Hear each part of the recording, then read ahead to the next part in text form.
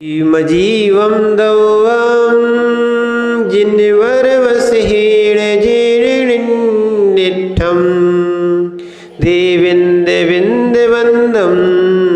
वन्दे तं सव्यदा शिरसा।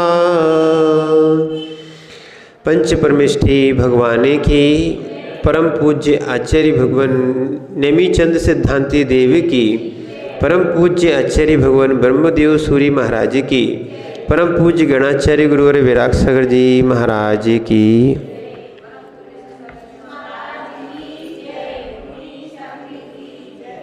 भो चेतन आत्माओं,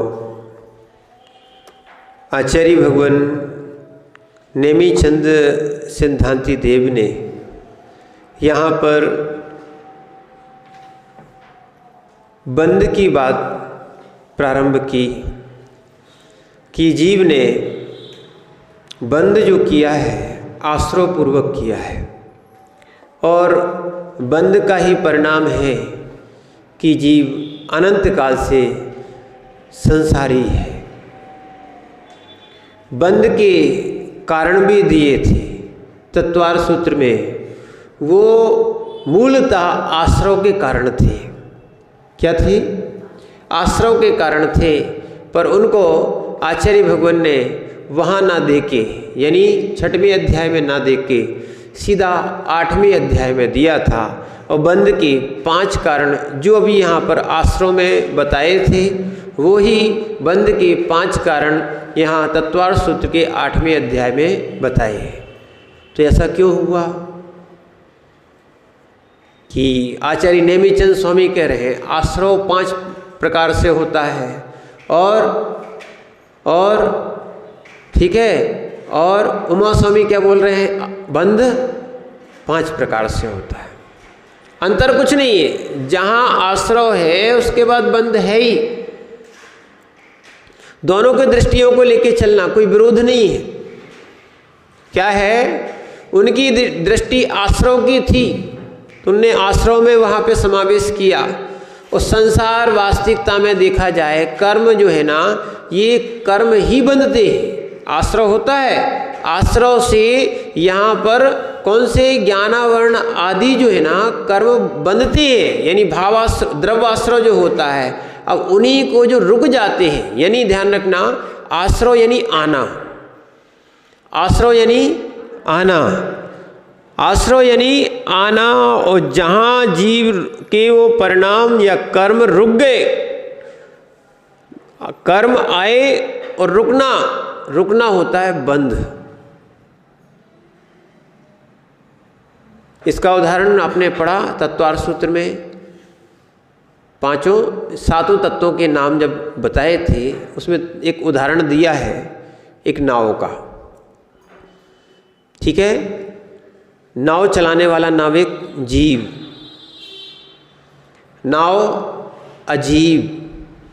ठीक है, नाव में एक छेद हो गया, वो है आश्रव, और छेद से पानी आ रहा है, वो हो गया, आ रहा है ना, वो आश्रव। और जो नाव में भर गया है वो हो गया बंद।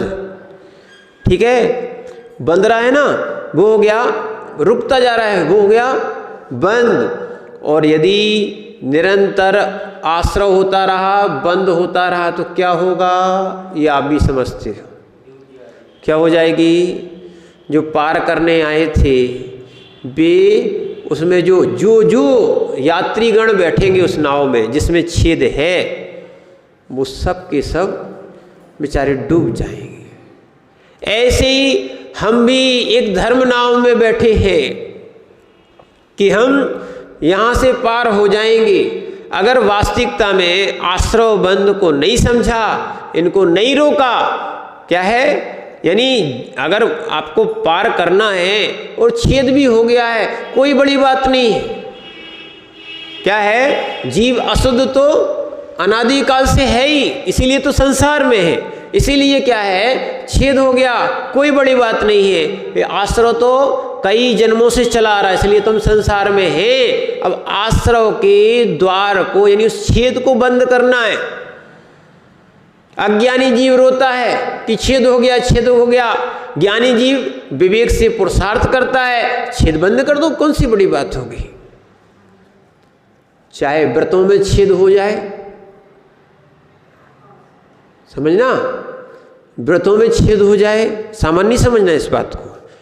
व्रतों में छेद हो जाए, व्रतों का छेद समझते हो क्या हो जाए?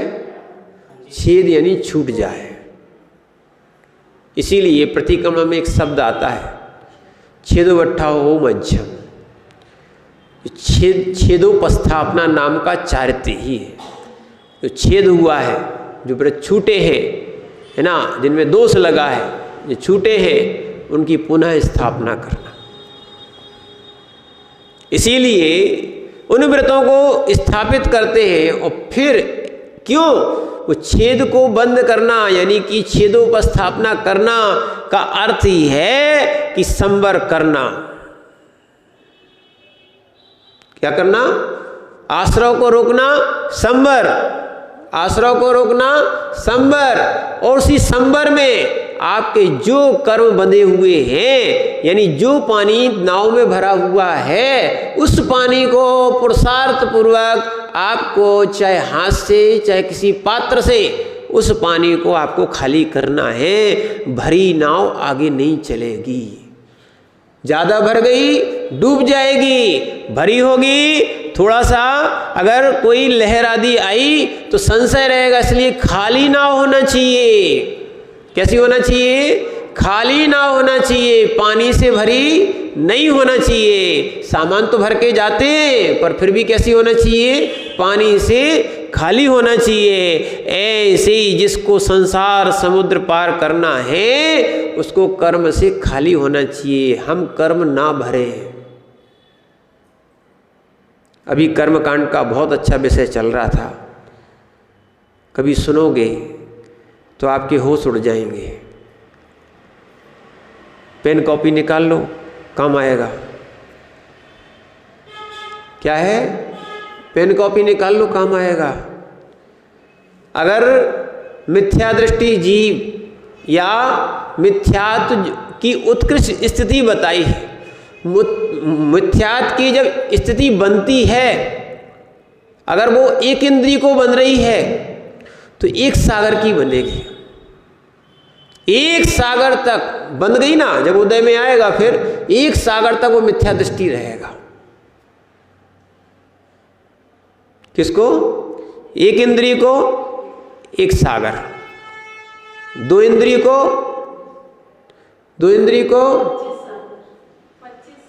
ये बनिया का हिसाब नहीं है, ये क्षत्रियों का हिसाब चल रहा है। ये सिद्धांत है, ये नहीं है कि जब चाहे भाव बढ़ा दो गिरा दो। क्या है? अच्छे सुनो, मिथ्यात्व की स्थिति बनेगी अगर एक इंद्रिय को एक सागर की, दो इंद्रिय को 25 सागर की। कितनी? हाँ, दो इंद्रिय को 25 सागर की, तीन इंद्रिय को 50 सागर की, चार इंद्रिय को 100 सागर की। क्या है? चार इंद्रिय को 100 सागर की। पंचेंद्रिय के दो विभाग, असंगी और संगी। असंगी पंचेंद्रिय को 1000 सागर की। कितनी? 1000 सागर की। समझ रहे ना? पंचेंद्रिय संगी नहीं बोल रहे, असंगी, ठीक है ना। बाकी असंगी के लिए 1000 सागर की मिथ्यात्व की स्थिति बनेगी, उत्कृष्ट स्थिति। और यदि वो इस पंचेंद्रिय संगी हुआ तो 70 कोड़ा कोड़ी सागर की आयु बनेगी, 70 कोड़ा कोड़ी की स्थिति बनेगी। इतना लंबा मिथ्यात्व चलेगा।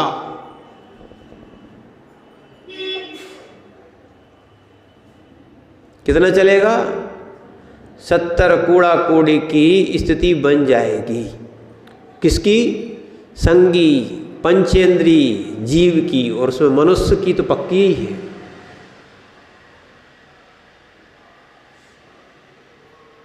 अब आया समझ में? क्या? बोले हमारी थोड़ी सी श्रद्धा बन गई थी, थोड़ी सी में श्रद्धा बिगड़ गई। क्या है? थोड़े में श्रद्धा बन गई थी, थोड़े में श्रद्धा टूट गई। कर्म के उद्वेग में, ध्यान रखना, कर्म के उदय में जीव को श्रद्धा तोड़ना नहीं चाहिए, छोड़ना नहीं चाहिए। इसीलिए आप लोग ग्रंथ पढ़ो, और हम लोगों ने पढ़े हैं थोड़े बहुत, तो उनसे कुछ भाषित भी होता है। क्यों कुंद कुंद स्वामी ने ऐसा उनको लिखना पड़ गया कि दंसण भट्टा भट्टा, दंसण भट्टा नर्थी डिब्बाणम सिद्धंति चरित्र भट्टा, दंसण भट्टा न सिद्धंति। क्यों लिखा? आज बिल्कुल क्लियर हो गया। सिद्धांत को पढ़ा ना कि अगर जीव का चारित्र छूट जाए तो हो सकता है दूसरे भाव में मिल जाए, इस भाव में अगर नहीं मिल पाया अगले भाव में मिल जाए, एक दो भाव में मिल जाएगा, इतना हो सकता है। पर ध्यान रखना, इतना लंबा तो नहीं होगा कि 70 कोड़ा कोड़ी के बाद मिलेगा। सुनना, चारित्र छूट जाए उस पे अश्रद्धा नहीं करना, पर जिसने अपनी श्रद्धा तोड़ दी है ना, देव शास्त्र गुरु के ऊपर से छोड़ दी है, और जो संसार शरीर भोगों में आसक्त हो रहा है, ठीक है, किसी भी कर्म के उदय से ऐसा मिथ्यात्व का प्रकृति आपकी उदय में आ गई, तो ध्यान रखना। आप सोच रहे हो, लोग सोचते हैं हाँ ठीक है अब श्रद्धा टूट गई थी, अब क्षमा मांग के प्रायश्चित लेके फिर से हम क्या हो जाएंगे, फिर से हमारी श्रद्धा स्थापित हो गई। नहीं, 70 कोड़ा कोड़ी भटकना पड़ेगा अगर उत्कृष्ट स्थिति का बंद किया। कोई भी निमित्त बने, क्या है, संसार में कोई भी निमित्त बने, ना तो कोई श्रद्धा तोड़ सकता है और ना कोई श्रद्धा जोड़ सकता है। स्वयं की श्रद्धा को स्वयं बनाना पड़ेगा और स्वयं को स्थापित करना पड़ेगा। कोई भी निमित्त मिल जाए। इसलिए स्वप्न में भी देव शास्त्र गुरु के प्रति हमारी अश्रद्धा नहीं आना चाहिए, किसी भी कर्म के उदय से भी क्यों ना हो। एक बार चारित्र छूट जाए, इसलिए लिखा ना सिद्धंति चरित्र भट्टा। क्या लिखा? सिद्धंति चरित्र भट्टा, दंसण भट्टा न सिद्धंति। एक बार सुनना, दर्शन से चारित्र से भ्रष्ट हुआ जीव, एक बार चारित्र से भ्रष्ट हुआ जीव सिद्धि को प्राप्त कर सकता है, पर दंसण भट्टा न सिद्धंति, पर दर्शन से जिसकी श्रद्धा भ्रष्ट हो गई है, यानी मिथ्या दृष्टि जीव, कभी भी सिद्धि को प्राप्त नहीं हो सकता है। इसीलिए बड़ी मुश्किल से देखो अपन को जैन दर्शन मिला, बड़ी मुश्किल से हमें ऐसे योग मिले कि जहाँ पर देव शास्त्र गुरु का संयोग मिलता है, हमें जिनायतन मिले हैं। क्या मिले हैं? जिनायतन मिले हैं। इसीलिए हम अपनी कर्मों की निर्जरा में, हम अपने सम्यक को बढ़ाने में इनको क्या बनाएं? साधन बनाएं। समझ रहे ना आप बात को? अन्यथा क्या होता है, छोटे छोटी सी बातों में लेके क्या मालूम कितने भवों का हम कर्म बांध लेते हैं। और बंध के कारणों में सबसे पहले बंध का कारण कोई है तो मिथ्या अवृत्ति प्रमाद कसाय योग बंध हित्वा। यही आश्रम में आया था अभी, मिच्छित्ता वृद्धि प्रमाद जोगो कुह दयोत्वीर्णेया, यानी मिथ्या सबसे ज्यादा खतरनाक प्रकृति है, 70 कोड़ा कोड़ी तक ले जाएगी। 70 कोड़ा कोड़ी वर्ष नहीं, सागर। विचार करो, ये उपमान गढ़े थे, अनंत भाव लग जाएंगे उसमें।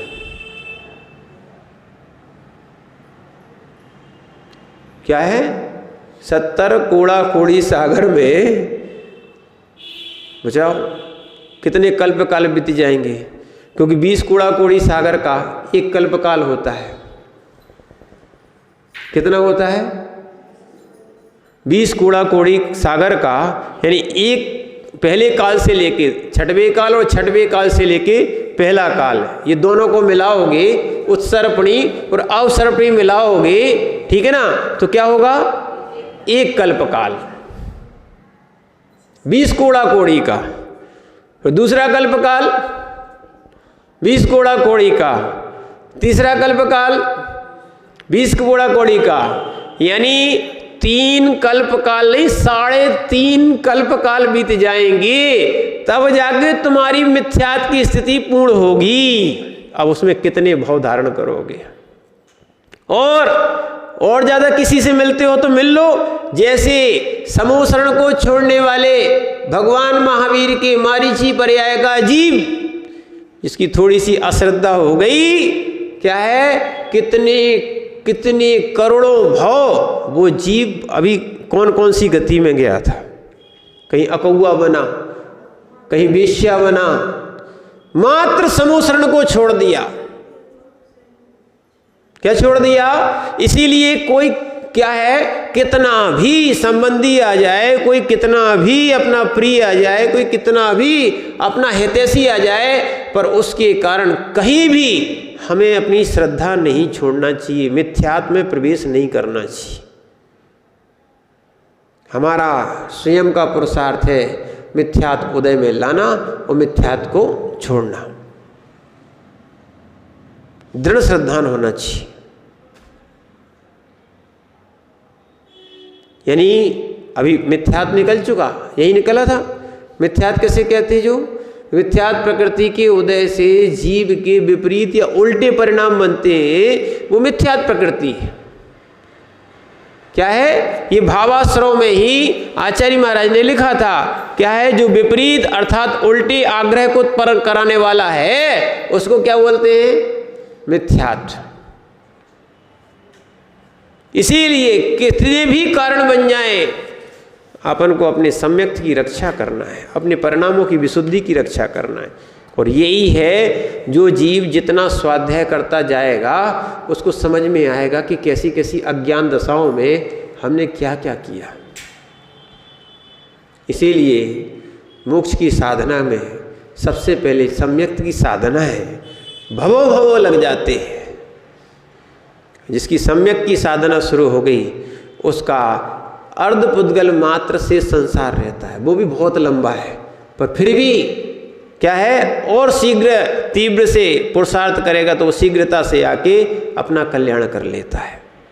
और यहाँ तो बहुत अच्छी बात बताई, क्या है, शास्त्रों में मूलाचार में भी आए, प्रतिक्रमण में भी आया, क्या, जो अच्छी सल्लेखना कर ले मुनि बन जाए, सल्लेखना कर ले 7-8 भाव सम्यक सहित, समता सहित आ जाए था, समधि सहित।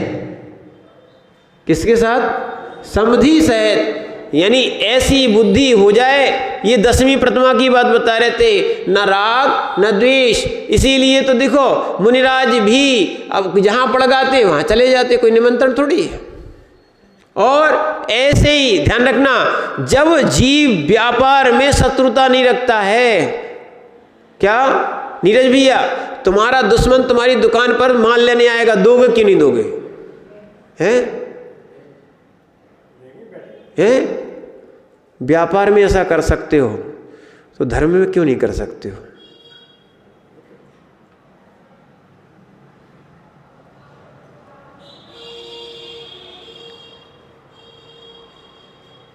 पैसे में कोई शत्रुता नहीं है, व्यापार में कोई शत्रु नहीं है। जैसा जीव ने व्यापार में शत्रु नहीं माना है, ऐसी साधना में मान लेते तो तुम्हारा सम्यक जागृत हो जाता। क्रियाएं करना छोड़ना नहीं, पर क्रियाओं के पहले सबसे पहले अपने श्रद्धान को निर्मल बनाओ।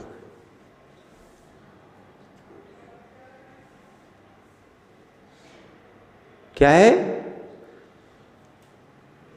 कुछ भी आए, ओले बरसे, सोले बरसे, कुछ भी हो, जैसे हम दुकान नहीं छोड़ते, ऐसी ओले बरसे, सोले बरसे, कुछ भी हो जाए, इस शरीर के ऊपर भी हो जाए ना, काट दिया जाए, छील दिया जाए, ऐसा हुआ है, घानी में पेल दिया जाए, कुछ भी कर दिया जाए, सम्यक्त को कुछ नहीं कर सकते। तो कर्म का उदय है। इसलिए ध्यान रखना, आप जैसे ओले बरसे सोले बरसे सब कुछ हो, व्यापार छोड़ते क्या? व्यापार छोड़ते क्या? तो फिर श्रद्धा क्यों छोड़ते हो? श्रद्धा क्यों छोड़ते हो? वे अज्ञानी जीव हैं जो थोड़ी सी ठोकर में आके अपनी श्रद्धा छोड़ देते हैं। इतनी लंबी स्थिति आज पढ़ी तो समझ में आई कि ऐसी ऐसी भी स्थिति होती है।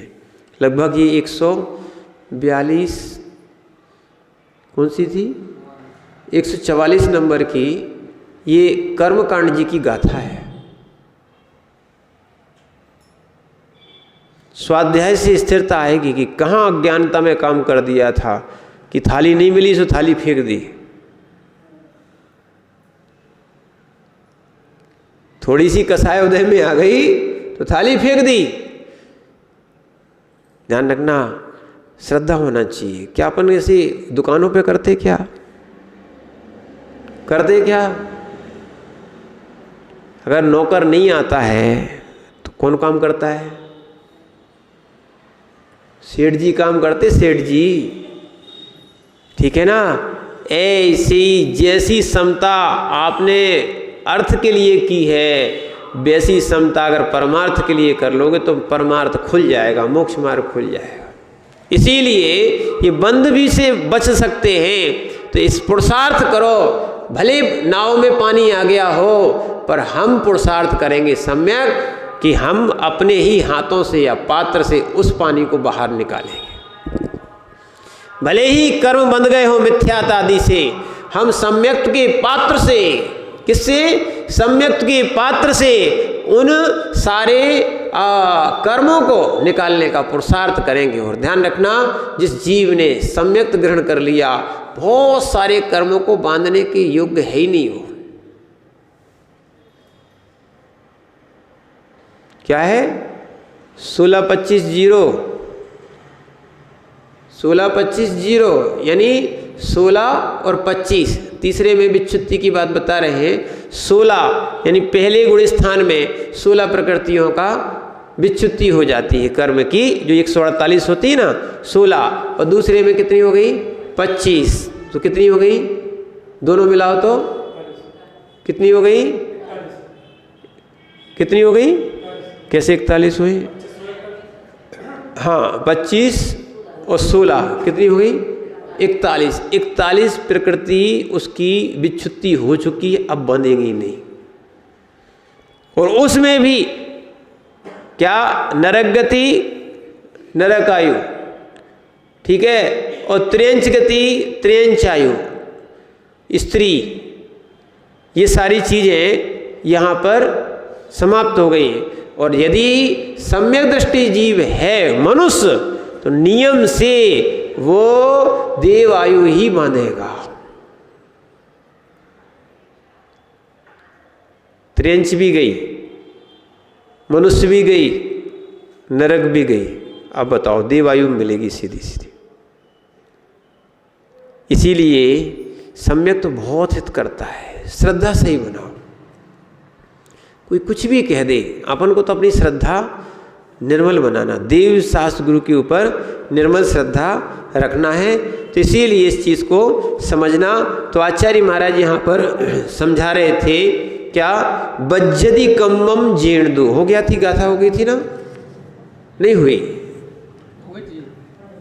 क्या है? हाँ, 32 नंबर की गाथा हो गई थी ना? नहीं हुई तो पढ़ लो। अतः परम सूत्र द्वयीने बंद व्याख्यानम क्रियति। हाँ, कल वहाँ पे पहला स्थल समाप्त हो गया था, आज दूसरा कह रहे हैं। अतः परम सूत्र द्वयीने बंद व्याख्यानम क्रियति, यहाँ बंद व्याख्यान कर रहे हैं। तत्रादौ गाथा पूर्वाधीने भाव बंद और मूत्रार्धीने तु द्रव्य बंद स्वरूप अवेद्यति। यहाँ बता रहे हैं पहले क्या है? भावबंद होता है, उसके बाद उत्तरार्ध में इसी गाथा में द्रव्य बंद बताएंगे। वो कैसा है? बज्जदि कम्मम जीर्णदु चेदन भावेण भावबंधोसो कम्माद पदेशाणम अर्णोणम पवेशणम इदरो। पढ़िए बज्जरि कम्मम जेणदू।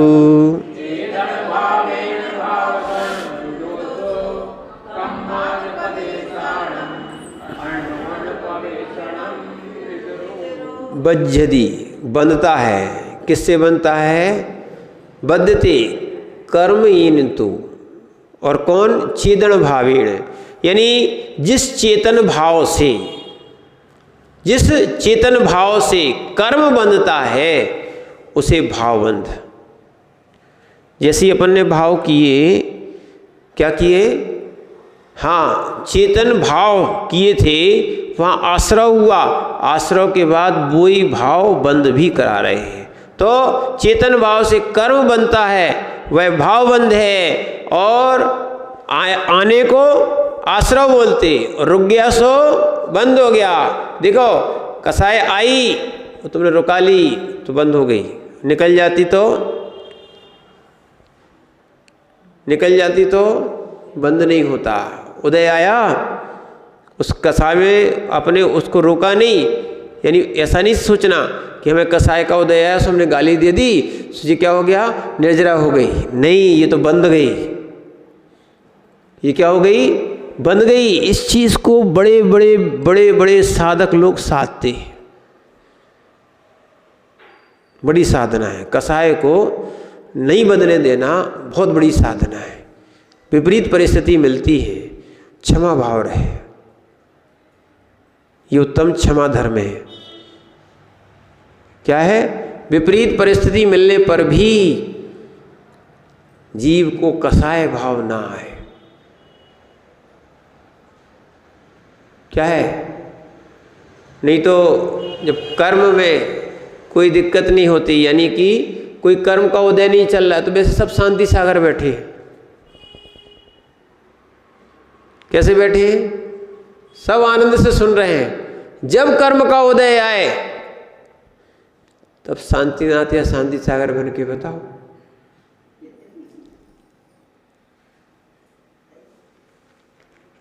परीक्षा तो वही है कि नहीं शास्त्री जी? खूब पढ़ा खूब पढ़ा खूब पढ़ा, अरे खूब पढ़ते रहो। यानी कई बच्चे तो 23 22 18 घंटे तैयारी करते रहो, हमें कोई दिक्कत नहीं। पेपर में लिखोगे तब जानेंगे। परीक्षा में जब आप लिखोगे तब जानेंगे, है कि नहीं? ऐसे ही क्या है, जब तुम्हारा कर्म का उदय आए तब तुम्हारी परीक्षा काम आएगी। माने वो समता काम आई तो तुम क्या है, वास्तविकता में मानना पड़ेगा कि हाँ कि आपके कर्म निर्जरा हो रहे हैं, ठीक है। नहीं तो जैसे कसाय के उदय में कसाय कर दी तो बन जाएंगे। तो इसलिए चेतन भाव वास्तविकता में बहुत बड़ी साधना है। वो साधना ही साधना है, साधना ही साधना है। अपने भावों को संभाल लेना, साध लेना ही साधना है।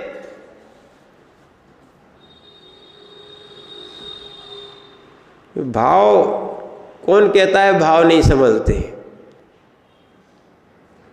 भाव बिगड़ते भी हैं, वो भाव सुधरते भी हैं, वो भाव संभलते भी हैं, सधते भी हैं। इसलिए साधना ही साधना है। भाव सद गए, आश्रव बंध से बच जाओगे। आश्रव हो भी गया तो बंद नहीं होके या किंचित बंद होके निकल जाएगा। इसीलिए पर देखो, अब इसलिए हमने आपको बात बता दी कि पंचेंद्रिय के छोटे मोटे बंद नहीं होते। कहाँ एक इंद्रिय को एक सागर का हो रहा था, और पंचेंद्रिय संगी पंचेंद्रिय को 70 कोड़ा कोड़ी सागर, 70 सागर भी नहीं हो रहा, 70 कोड़ा कोड़ी सागर।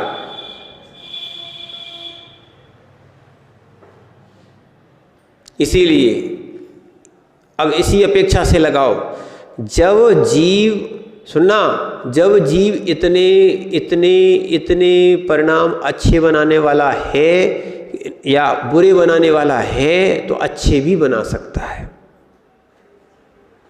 भाव बिगाड़ोगे तो 70 कूड़ा कूड़ी का बंद हो सकता है, तो भाव सुधारोगे तो 70 कूड़ा कूड़ी कट भी सकते हैं।